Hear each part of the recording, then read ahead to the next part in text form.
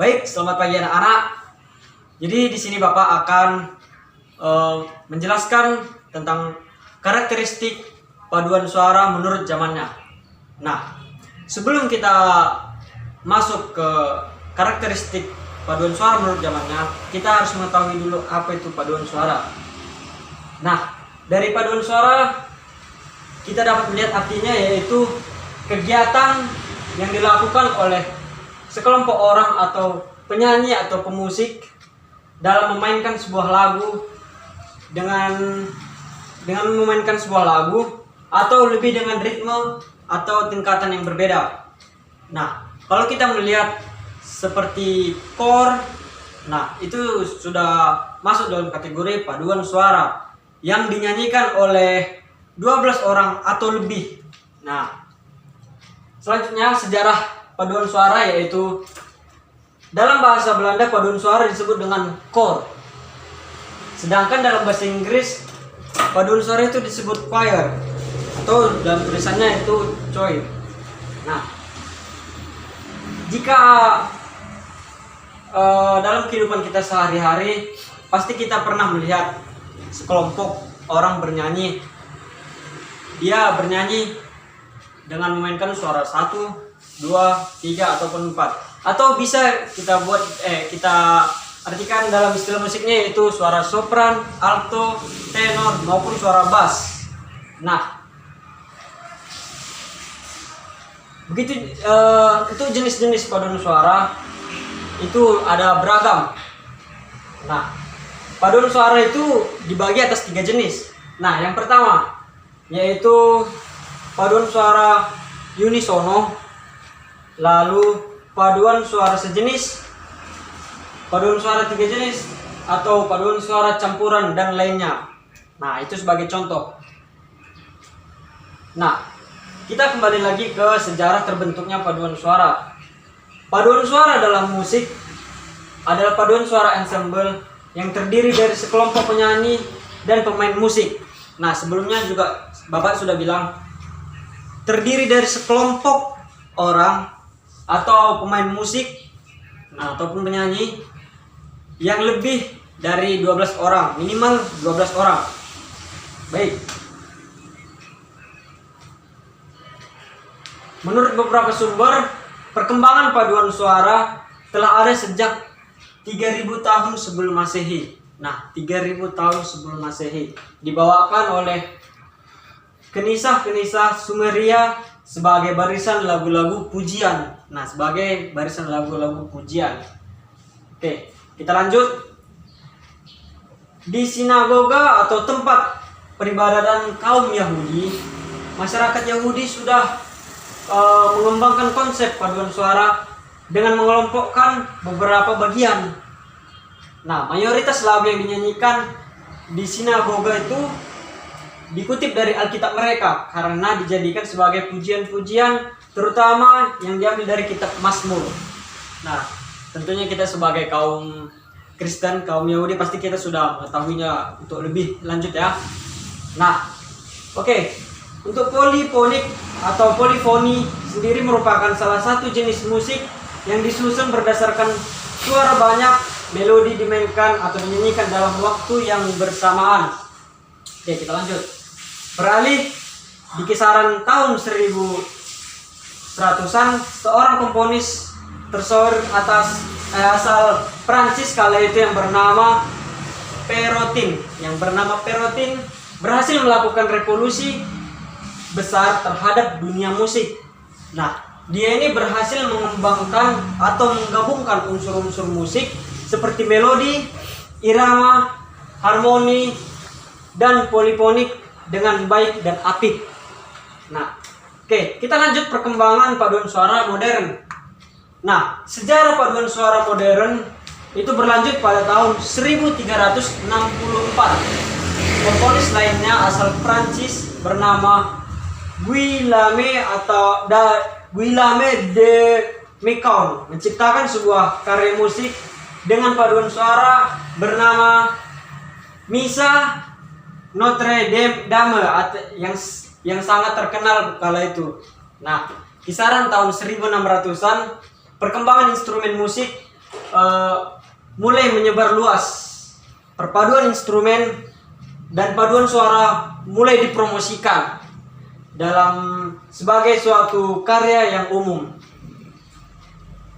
Nah, pada tahun 1700-an, dua komponis asal Jerman, yakni Johann Sebastian Bach dan Georg Friedrich Händel. Nah, pasti ini tidak asing bagi kita kan.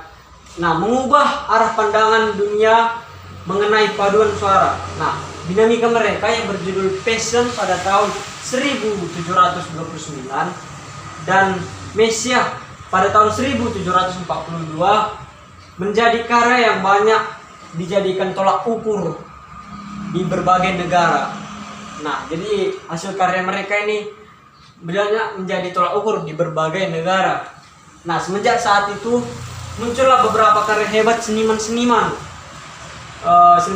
musik, diantaranya itu Franz Joseph Haydn dari Australia dengan karyanya yang berjudul The Creation pada tahun 1798. Ada juga seperti Wolfgang Amadeus Mozart yang sama-sama berasal dari Australia dengan judul karyanya yaitu Requiem pada tahun 1791. Nah, tahun demi tahun perkembangan karya musik paduan suara terus meroket, terus melonjak. Nah, tepatnya pada awal abad ke-19 yaitu pada tahun 1930 bermunculan komponis-komponis yang handal. Nah, pada tahun 1930 itu muncul komponis-komponis yang handal yang karyanya itu sangat gemilang. Nah, diantara nama komponisnya itu bisa kita lihat. Yang pertama yaitu Symphony of Palms karya Arnold Schönberg pada tahun 1930 yaitu dari Australia. Nah, yang kedua itu ada Igor Stravinsky dari Australia. Nah, tentunya kita juga tahu tidak asing dengan Igor Stravinsky. Di YouTube itu sangat terkenal. Oke. Yang ketiga yaitu Charles Ives dari Amerika Serikat. Lalu ada Arthur Honegger dari Prancis, ada Paul Hindemith dan Karl Orff dari Jerman, dan yang terakhir itu ada Sir William Walton dan Benjamin Britten dari Inggris. Nah, mayoritas dari karya-karya mereka itu bernuansa pujian-pujian terhadap Tuhan, bisa dibilang dengan kategori rohani. Nah, makanya tidak heran jika lirik-lirik dari karya mereka itu bernuansa diambil dari kata-kata Alkitab. Nah, itulah mengapa manfaat dari paduan suara salah satunya itu ritual keagamaan atau kebangkitan serta misa. Nah, demikian sejarah lengkap dari paduan suara terbentuknya hingga sampai kamu melihat paduan suara yang sekarang. Baik, kita lanjut jenis paduan suara tadi. Nah, sekarang kita secara lebih rinci menjelaskan apa saja jenis-jenis paduan suara di zaman modern yang sekarang. Nah, secara umum pembagian paduan suara dibagi atas 6 jenis. Nah, yang pertama itu unisono. Unisono itu menggunakan satu suara. Nah, yang kedua itu ada dua suara sejenis. Apa itu dua suara sejenis? Nah, maksudnya itu bisa kita lihat yaitu menggunakan dua suara manusia sejenis. Nah, contohnya suara sejenis wanita, suara sejenis pria, ataupun suara sejenis anak-anak. Nah, yang ketiga itu ada tiga sejenis atau SSA. Nah, yakni menggunakan tiga suara campuran. Nah, yang pertama itu bisa suara alto, sopran, ataupun tenor, ataupun bass. Nah, kita bisa mengambil dari tiga suara tersebut. Nah, lanjut. Tiga suara campuran atau SAB. Nah, SAB itu yakni menggunakan tiga suara yaitu sopran, alto, bass. Nah, yang keempat itu ada tiga sejenis TTB. TTB itu apa? Tenor, bass, tenor 1, tenor 2, dan bass. Nah, maaf tadi ya, tenor 1, tenor 2, dan bass. Nah, Yang keenam itu ada 4 suara campuran atau SATB. Nah, SATB ini apa? Sopran, alto, tenor, dan bass. Sopran itu bisa dibilang suara satu kalau dalam bahasa umumnya. Alto itu bisa dibilang suara 2, tenor suara 3, dan bass itu suara 4. Nah, baik. Yang sering menjunjungi pementasan paduan suara pada acara-acara musik yang pastinya dari sebagian atas, jenis paduan suara di atas, terutama yang 4 suara, yaitu sopran, alto, tenor, dan bass. Nah, kita masuk sekarang ke klasifikasi dalam paduan suara. Pembagian paduan suara menurut secara umum dikelompokkan menjadi 3 level. Nah, level yang pertama 1, 2, dan 3. Nah, masing-masing level itu memiliki kriteria-kriteria tertentu. Masuk yang pertama yaitu level 1 atau penguasaan materi. Nah, para anggota paduan suara dituntut untuk menguasai materi. Nah, sebelum kita bernyanyi, setidaknya kita harus bisa memahami apa partitur, materi apa yang kita akan baca, bagaimana notnya, bagaimana semua. Kita harus menguasai materi-materi yang akan kita lakukan.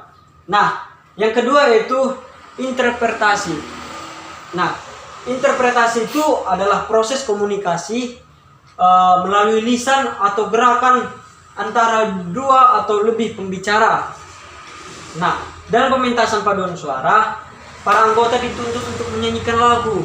Nah, setelah kita menguasai materi, kita akan memulai untuk membuat atau menyanyikan sebuah lagu yang sudah kita kuasai tadi. Nah, yang ketiga itu ekspresi.